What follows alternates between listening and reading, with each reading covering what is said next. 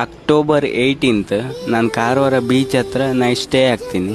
ಅಲ್ಲಿಂದ ಮಾರ್ನಿಂಗ್ 9:30 ಹಾಗೆ ಗೋವಾ ಕಡೆ ಹೊರಟು ಬರುವಾಗ ಇದೇ ಪ್ಲೇಸಲ್ಲಿ ಒಂದು ನಾಯಿ ಮರಿ ಕೂಗೋ ಸೌಂಡ್ ಕೇಳ್ತದೆ. ಮತ್ತೆ ನಾನು ಸೈಕಲಿಂದ ಇಳಿದು ನೋಡಿದಾಗ ಬಾಲ ಅಲಾಡಿಸ್ತಾ ನಾಯಿ ಮರಿ ಹೊರಗಡೆ ಬರ್ತದೆ. ಮತ್ತೆ ನನಗೆ ಅದಕ್ಕೆ ಏನು ಹಾಕ್ಲಿಕ್ಕೆ ಇರಲಿಲ್ಲ, ನನ್ನ ಹತ್ರ ಏನು ಬಿಸ್ಕತ್ ಏನಿರಲಿಲ್ಲ. ಮತ್ತೆ ನಾನು ಅದನ್ನು ಒಂದು ಅಂಗಡಿ ಕರ್ಕೊಬಂದು ಬಿಸ್ಕತ್ ಹಾಲು ಹಾಕಿ ಸುಮ್ಮನೆ ಕೂತಿದ್ದೆ.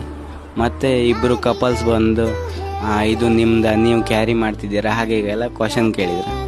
ಮತ್ತು ನನಗೂ ಅನಿಸ್ತು ಹೇಗೋ ನಾನು ಒಬ್ಬನೇ ಹೋಗ್ತಿರೋದಲ್ಲ ಲದಾಖಿಗೆ, ಇದನ್ನು ಕರ್ಕೊಂಡು ಹೋಗುವಂತ ಇದಕ್ಕೆ ಚಾರ್ಲಿ ಅಂತ ಹೆಸರಿಟ್ಟು ನಾನು ಇದನ್ನು ಲದಾಖಿಗೆ ಕರ್ಕೊಂಡು ಹೋಗ್ಬೇಕಂತ ನಿರ್ಧಾರ ಮಾಡಿದ್ದೀನಿ.